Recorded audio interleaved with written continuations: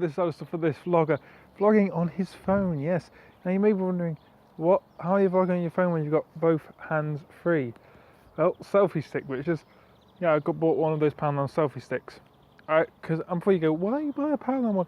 I'm not one of those people who do that with the phone constantly, I'm literally just use this to use so I can, because whenever I do record on my phone, when, like, for example, the Blake vlogs, I forgot what they're called, cycle vlogs, I don't know.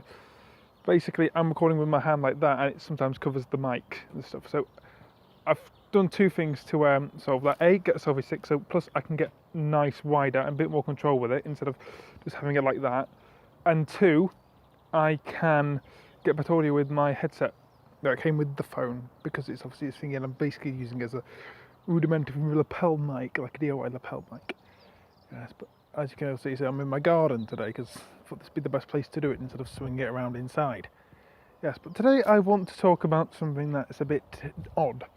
Because as you may have known, I think I've done a few videos of me doing about my driving lessons. I know I've filmed them, but I'm not sure if I've released them or not, I can't remember. It's been months since I uploaded a video. Apologies for that, I've just not had the energy to do it. Well, not the energy, just not had the mental health to do it, really. I've had the mental health to do things like live streaming, but live streaming is different. But we'll get onto that later. But yes, basically, I've had my first emergency stop while doing driving lessons. If you don't know what emergency stop entails, that means stopping as quick as you can. Basically, what happened is pedestrians are pedestrians, and basically just walked out in front of the car without looking. Now, before you say anything, no one got hurt, nothing bad wrong. In actual fact, my driving instructor said I handled that with very goodly. Not that specific was, and definitely not that poorly pronunciated, or grammar-wise. He said that I handled it very well. That's the word I was looking for, because I sort of mixed up two variations of that exact phrase together.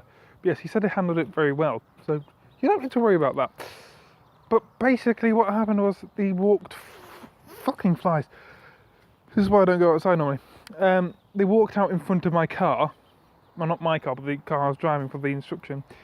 And basically, I had to pull an emergency stop.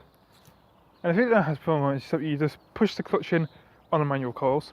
If you're automatic, you just hit the brake. And if you're driving manual, you just hit the brake as well. So basically, you push the clutch and the brake in, or just the brake if you're on an automatic. Yes. And then you just come to a stop. And obviously, all that's happening, you check in your rear view mirror just to make sure everyone's happy. Basically, what happened is, even my driving instructor, who doesn't honk the horn or anything, it was like, yeah.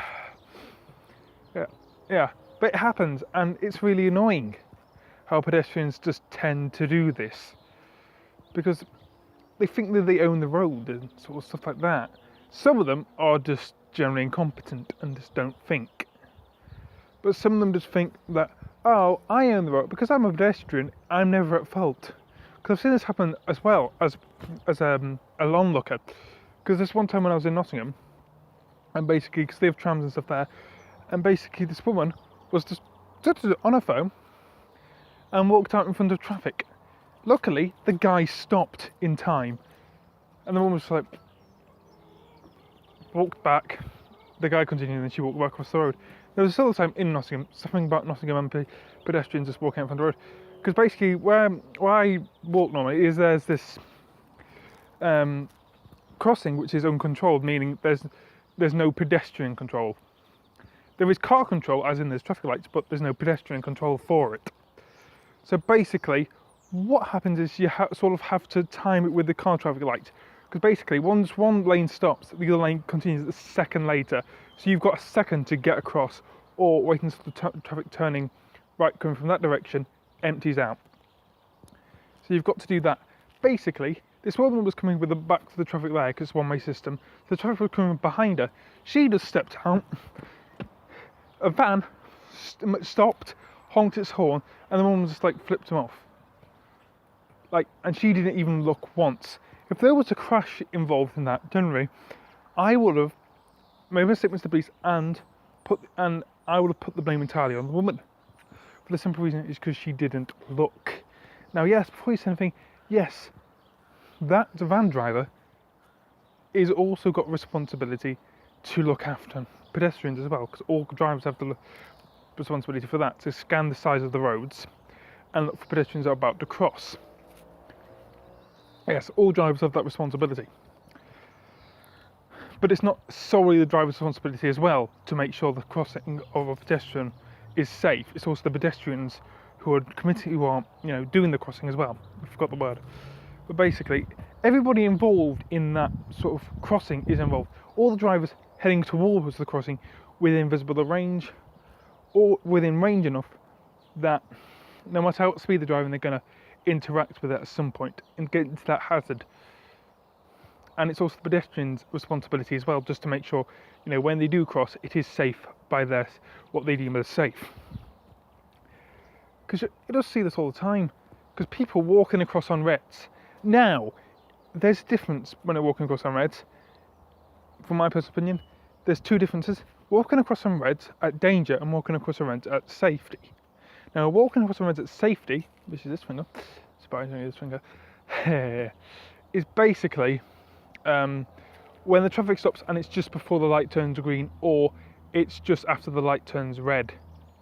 You've got a few seconds between then, because traffic lights, level crossings and stuff, not level crossings, pedestrian crossings, have sensors on them to make sure it's clear of pedestrians before the traffic lights turn green. You see? So you've got a few seconds either side of when the traffic lights turn red before the pedestrian lights go green, and vice versa. So you've got a few seconds either side. Now, I've done that myself, so I'm not going to pretend it's thingy, but I only do it when I see the traffic's visibly stopped, or there's enough of a big gap between where I am and a car, or another motor vehicle, for me to get across safely at walking speed. That's what I do. But then there's red at danger, which basically red is always at danger, but you get my point. Red at danger is just basically people who walk across whenever it's red, regardless of the seconds either side of the green. You're just like halfway through, like the traffic coming through, they'll just go blum blah blum blah blum, walking across the road. You see my point here? It's really weird.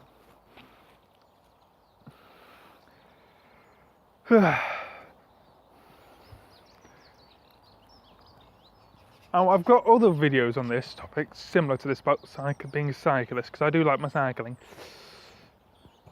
But that's my point about pedestrians.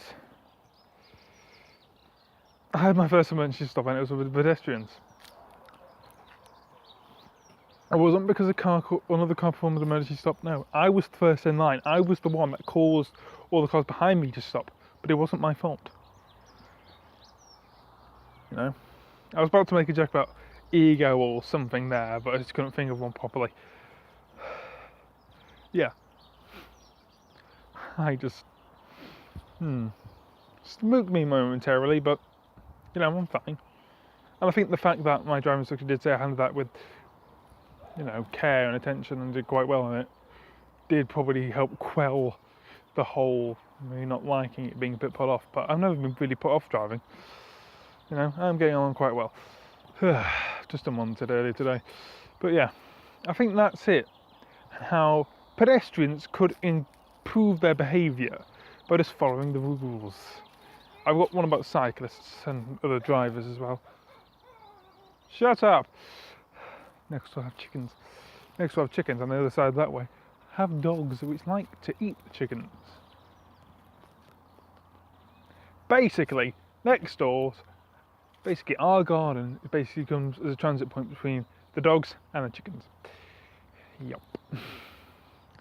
Anyway, there's been Alistair for this vlog, for this rather interesting video, which I don't even know how long it's been going for, because whiteness on whiteness, yeah, because the text or the time code is white and the sky is basically, even though it's partially cloudy, it's still sort of merging in with it, because it's how the exposure works and everything, and cameras, hooray. Yes. So we're going for about 10 minutes. 10 seconds of that is just me rambling on, like now I am now. But anyway, I shall say goodbye, probably this time. So, this has been Alistair for this vlogger. After this vlogger, yes. Remember to do all the stuff 12-year-old Minecraft YouTubers ask you to do, subscribe, whatever. And if you want to, if you're going to get advice and everything. But anyway, goodbye.